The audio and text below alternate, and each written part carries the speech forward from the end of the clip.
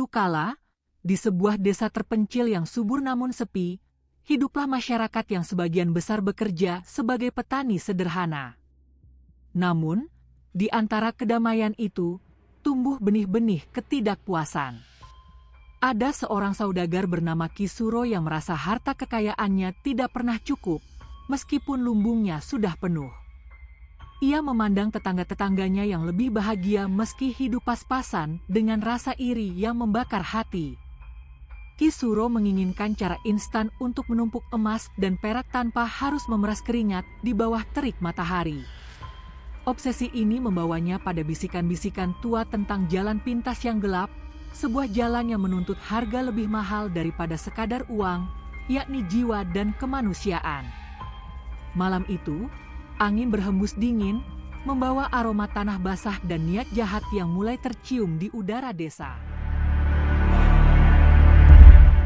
Didorong oleh keserakahan yang tak terbendung, Kisuro mendaki Bukit Kamboja, tempat tinggal seorang dukun ilmu hitam yang diasingkan. Di sana, di dalam gua yang hanya diterangi nyala obor remang-remang, terjadilah transaksi terlarang. Sang dukun menjelaskan bahwa untuk mendapatkan kekayaan tanpa batas, Kisuro harus memelihara anak asuh dari dunia lain. Menurut legenda kuno, makhluk ini berasal dari janin manusia yang tidak sempat lahir ke dunia atau jiwa-jiwa tersesat yang dibangkitkan kembali melalui ritual pesugihan. Makhluk ini tidak tumbuh besar, namun memiliki kelincahan melebihi manusia biasa. Kisuro, yang matanya sudah tertutup oleh kilau emas semu, menyanggupi semua syarat yang diajukan, termasuk menyediakan mainan dan persembahan darah dari anggota keluarganya sendiri sebagai ikatan perjanjian. Setelah ritual selesai, muncullah makhluk itu dari balik asap kemenyan. Wujudnya menyerupai anak kecil berusia balita, namun dengan kulit yang pucat pasi, kepala gundul plontos, dan mata yang besar namun kosong tanpa pupil. Ia tidak mengenakan pakaian selain celana dalam putih lusuh. Makhluk inilah yang dikenal sebagai tuyul. Ia tidak berjalan seperti manusia, melainkan melayang jinjit atau merangkak dengan kecepatan kilat. Tuyul ini tidak memiliki konsep moral. Ia hanya tahu satu perintah tuannya, mengambil uang. Bagi Kisuro, makhluk mengerikan ini terlihat seperti malaikat penyelamat ekonominya. Namun bagi alam semesta, ini adalah pelanggaran keseimbangan yang fatal. Tuyul itu menyeringai, menampakkan gigi-gigi kecil yang tajam, siap melayani keserakahan tuannya. Minggu-minggu berlalu, dan keanehan mulai terjadi di desa. Penduduk mulai resah. Uang simpanan mereka yang disembunyikan di bawah bantal, di dalam lemari terkunci, atau di celengan tanah liat, hilang secara misterius. Anehnya, uang yang hilang tidak pernah semuanya. Selalu disisakan selembar atau beberapa keping, seolah pencurinya ingin korbannya tidak langsung menyadari. Tidak ada kunci yang rusak, tidak ada jendela yang dicongkel. Kepanikan melanda. Orang-orang mulai saling curiga satu sama lain. Sementara itu, kekayaan Kisuro melonjak drastis. Rumahnya diperbesar, ia membeli tanah-tanah tetangga dengan harga murah. Namun, wajah Kisuro semakin layu dan pucat, seolah energi kehidupannya perlahan disedot oleh sesuatu yang tak kasat mata. Meskipun tuyul adalah makhluk gaib, ia memiliki sifat dasar seperti anak-anak.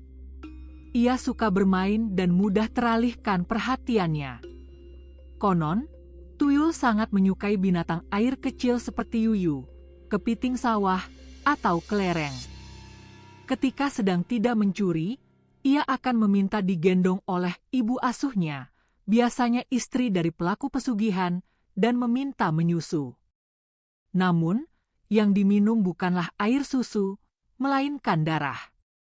Inilah harga mahal yang harus dibayar.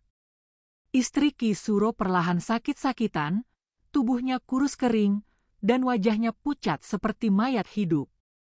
Namun Kisuro, yang sudah buta hati, menganggap itu hanya sakit biasa, sementara tuyulnya terus berkeliaran setiap malam, menyusup ke celah-celah pintu rumah warga. Keresahan warga akhirnya sampai ke telinga seorang kiai sepuh di desa seberang yang dikenal bijaksana dan memiliki mata batin yang tajam. Kiai tersebut datang dan merasakan aura gelap yang pekat menyelimuti rumah Kisuro. Ia mengumpulkan warga desa dan menjelaskan bahwa ini bukanlah pencurian biasa, melainkan ulah tuyul. Sang kiai mengajarkan bahwa makhluk halus seperti tuyul tidak bisa dilawan dengan kekerasan fisik, melainkan dengan kecerdikan dan kekuatan doa. Ia menjelaskan bahwa tuyul adalah makhluk yang bodoh dan tidak pandai berhitung.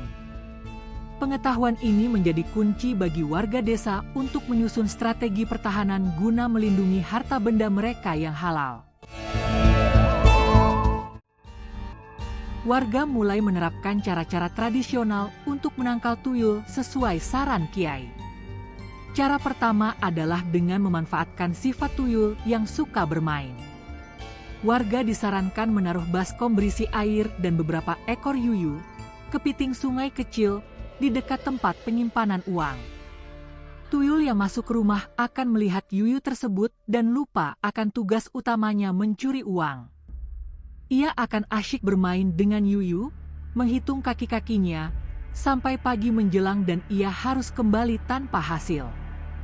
Selain itu, warga juga menaburkan kacang hijau atau merica di lantai. Tuyul yang melihat benda-benda kecil berserakan akan tergoda untuk memungut dan menghitungnya satu persatu.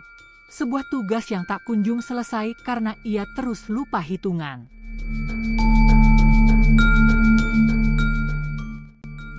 Selain pengalih perhatian fisik, warga juga memperkuat pertahanan spiritual.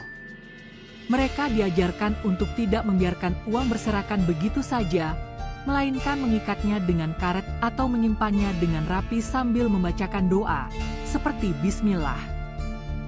Uang yang sudah didoakan dipercaya memiliki pagar cahaya yang membuat tangan tuyul terasa panas saat menyentuhnya. Beberapa warga juga meletakkan cermin kecil di dalam kotak uang.